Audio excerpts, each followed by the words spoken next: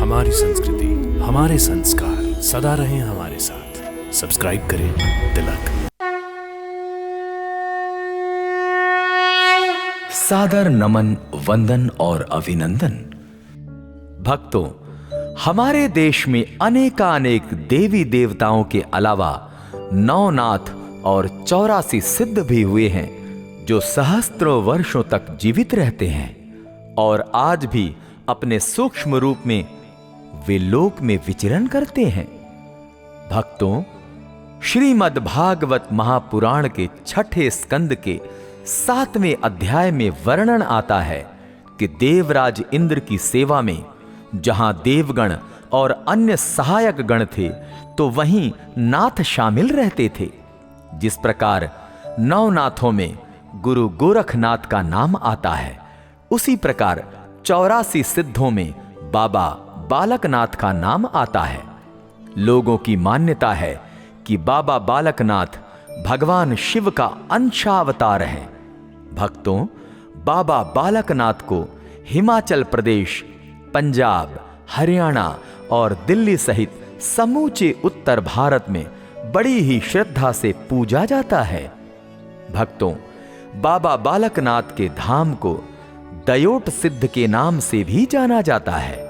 तो भक्तों, आइए आज हम आपको लेकर चलते हैं बाबा बालकनाथ के धाम दयोट सिद्ध। भक्तों, द्वापर युग में महाकौल कैलाश पर्वत पर जा रहे थे तो रास्ते में उनकी मुलाकात एक वृद्ध स्त्री से हुई। उन्होंने महाकौल बाबा जी से गंतव्य में जाने का कारण पूछा तो उन्होंने वृद्ध स्त्री को बताया कि मैं कैलाश पर्वत भगवान शिव से मिलने जा रहा हूं।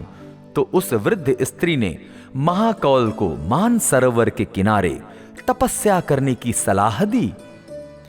माता पार्वती प्रायः मानसरोवर में स्नान के लिए आया करती हैं। उन्हीं से आग्रह करो, वे भगवान शिव तक पहुंचने में तुम्हारी सहायता करेंगी। महाकौल ने बिल्कुल वैसा ही किया और अपने उद्देश्य भगवान शिव से मिलने में सफल हुए। बाल योगी महाकौल को देखकर शिव जी बहुत प्रसन्न हुए और उन्होंने बाबा जी को कलयुग का भक्तों के बीच सिद्ध प्रतीक के तौर पर पूजे जाने का आशीर्वाद प्रदान किया और चिरायु तक उनकी छवि को बालक की छवि के तौर पर बने रहने का भी आशीर्वाद दिया। भक्तों, कलयुग में बाबा बालकनाथ जी की जन्म को लेकर 2 कथाएं प्रचलित हैं। पहली कथा के अनुसार बाबा बालकनाथ का जन्म गुजरात काठियावाड़ में देव नामक बालक के रूप में हुआ। उनकी माता का नाम लक्ष्मी और पिता का नाम वैष्णव वैश्य था। बचपन से ही बालक देव रूपी बाबा जी दिन रात अनवरत आध्यात्म में लीन रहते थे।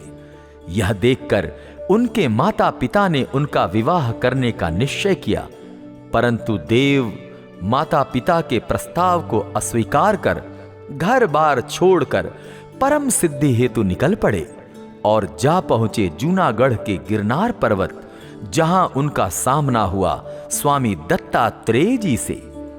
यहीं देव ने स्वामी दत्तात्रेय से गुरु दीक्षा लेकर आत्म सिद्धि की बुनियादी शिक्षा भी ग्रहण की और सिद्धि प्राप्त करने हेतु साधना पथ पर अग्रसर हो गए।